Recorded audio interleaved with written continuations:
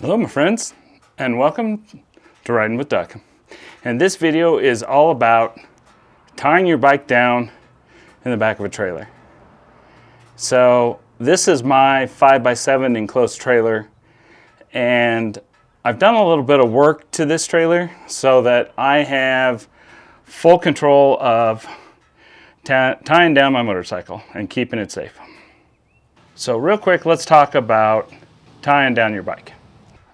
I mean, obviously what's important with tying down your bike is keeping it locked in place so that when you travel down the road, it doesn't move on you. When you're hitting bumps or going over bridges, you get, a lot of that bouncing. So that's the last thing you want when you're trying to keep your bike in place going from one side of the US to the other or whatever. I've done a lot of research on how to tie the bike down, because what I've discovered from working at two different motorcycle shops is that tying your motorcycle down by the suspension is really hard on your bike.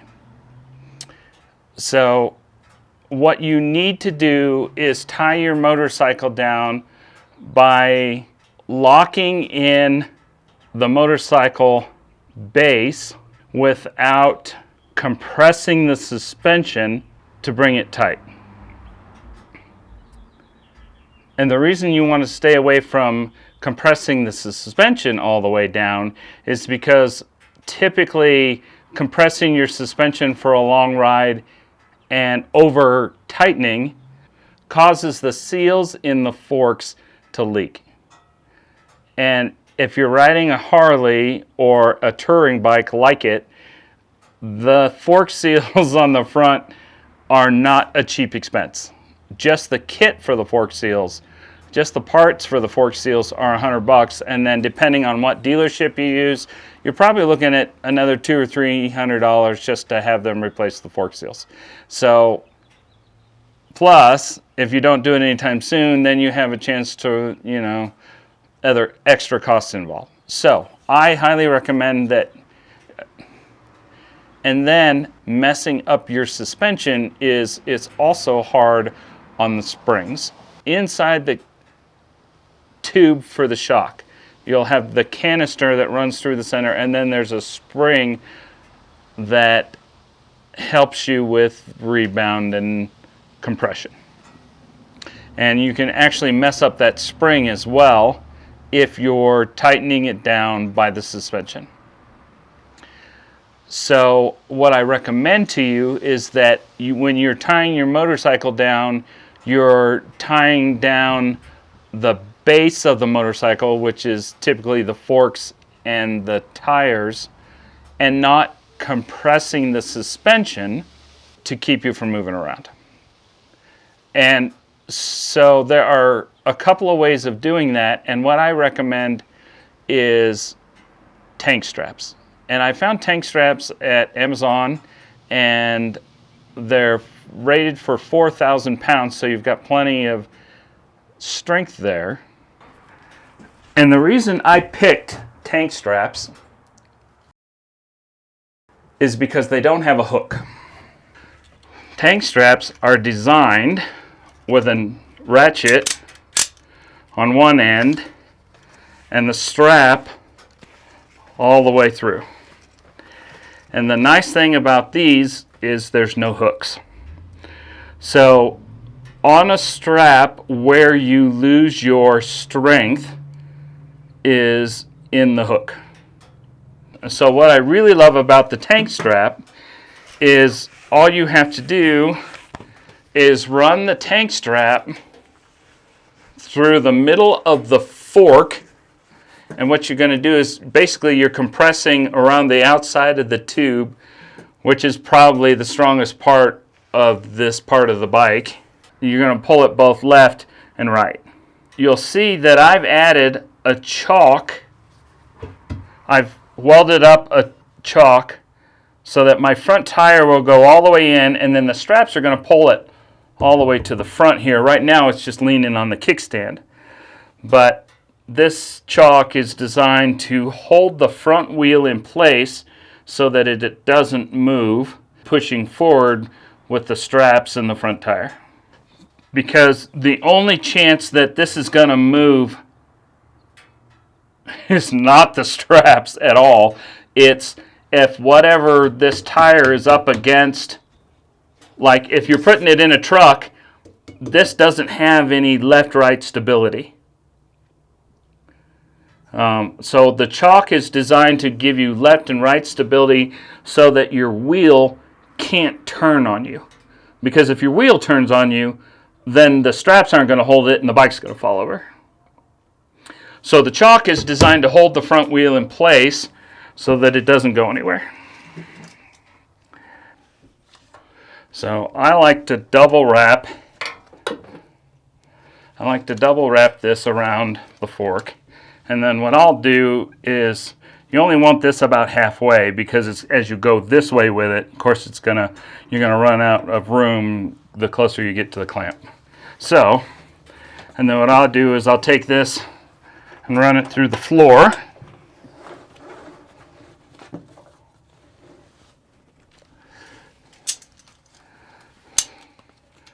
And then with all straps, what you want to do is take out as much of the free play before you start ratcheting. Otherwise, you get a ton of wrap in the ratchet, and you get to a point where you can't tighten it anymore. So what I do is I take as much of the play out first, and then I start to ratchet. All right, so what you'll notice on this bike in the trailer is that it is straight up and down. And the reason you want to do that is so that you know that you have good even pressure on both sides. What that also does, enables you to be nice and solid in the chalk and straight up and down so that you're putting pressure on both sides. The kickstand is always a question. I leave the kickstand down because I like to feel a little bit better when I'm putting it in the chalk and tightening the straps down.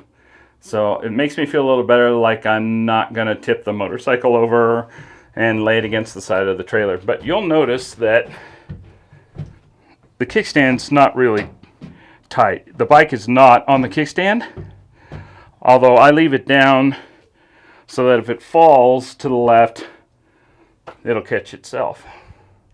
So this is what the straps look like.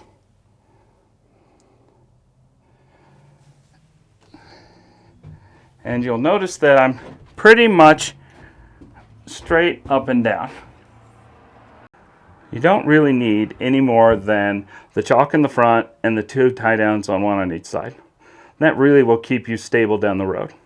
But being a perfectionist, I like to do a little extra. And so what I want to do is, on the off chance that one of these loosens up in the front for some reason, who knows, I like to tie the bike down at all four corners. And if I'm taking a really long trip, 1,000 miles or more, I'll put 6 on it. And you notice that in this trailer, I've got 2 up front, 2 holes in the middle for hooks, and 2 holes at the back for hooks.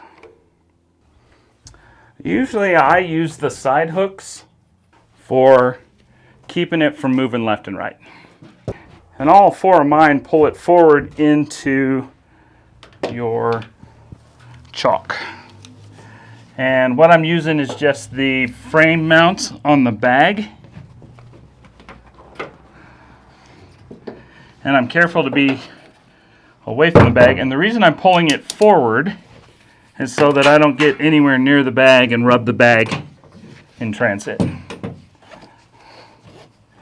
So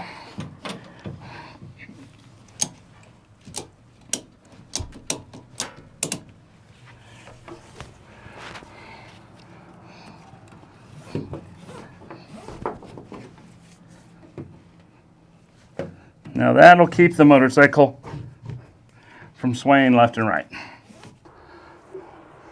You'll discover a lot of people like to lock their motorcycle in front and back.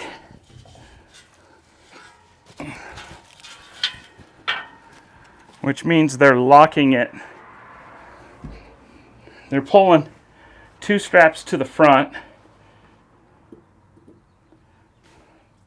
They're pulling 2 straps to the front and then the chalk in the front, so they're pulling the motorcycle forward, plus they're evenly dispersing it left and right, so they've got good balance left and right.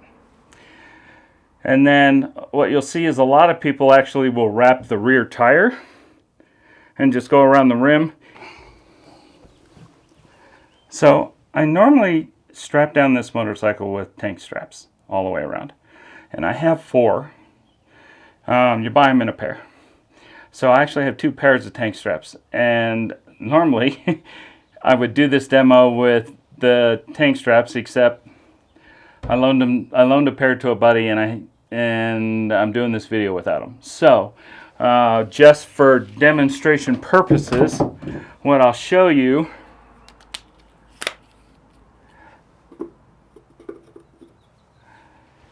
is, so what I do is I take a towel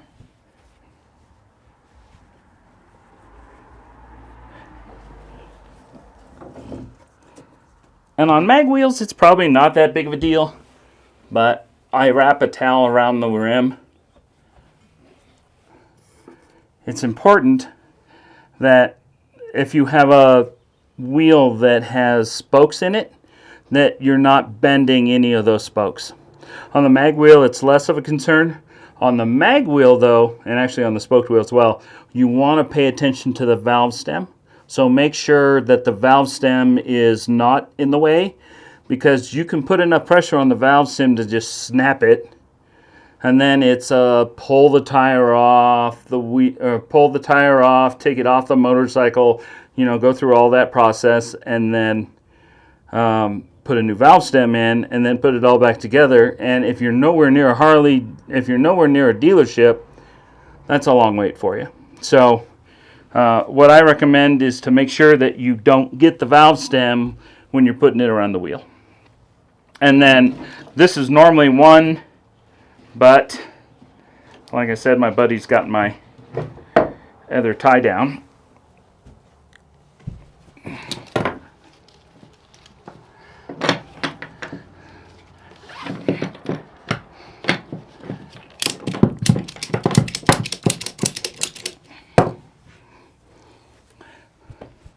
And that's part of the reason that I have the 6 anchor points in this trailer. Because sometimes you never know. Sometimes you'll use the 4 anchors for the bike, and then I use 2 anchors for something else. Things like luggage or a toolbox or whatever. So I've always kind of overbuilt everything, and I added extra anchors to this because I never knew what I was going to need. All right, now that we're nice and snug on the ratchet, and that keeps the tire, keeps pressure on the back of the bike, and it also helps keep the tire straight in the middle of the trailer, and it keeps it from wobbling. Plus we added the 2 on the side, which is going to keep it from moving around anyway. But like I said, everything with me is overkill. So is this extra? Yeah. You could probably get away with just doing a chalk and 2 up front. But you spend a ton of money on your motorcycle, and it doesn't hurt just to spend a little extra money on some tie downs and some D-rings for your trailer to keep your motorcycle safe, because the last thing you want to do is get to your destination in Florida 2,000 miles away and find out your motorcycle's been on its side the whole time, right? I mean, that's a ruined vacation for sure. All right, so we tied it down good and secure, and it's not going anywhere, and you managed to make it your whole trip to wherever you're going, and your motorcycle spent 2 days in the trailer bouncing around on its suspension and not messing up your fork seals or your springs or any suspension on the motorcycle, and you get there and you go to unload your motorcycle and it won't start. So your motion sensor has gone off for the last 1,500 miles and your lights have flashed, and now you have a dead battery.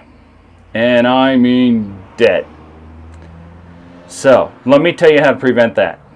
The bike has the ability to shut the motion sensor off and allow you to just have the ignition and the starter disabled.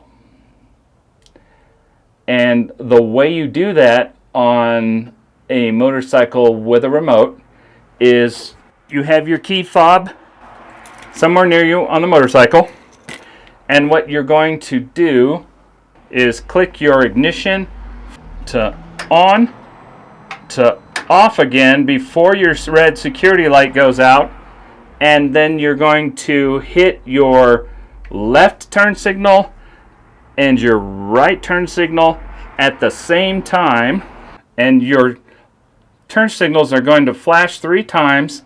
And that's all it takes to get your motorcycle set up in travel mode so that when you get to your destination safe and secure, you have a battery and you're ready to ride.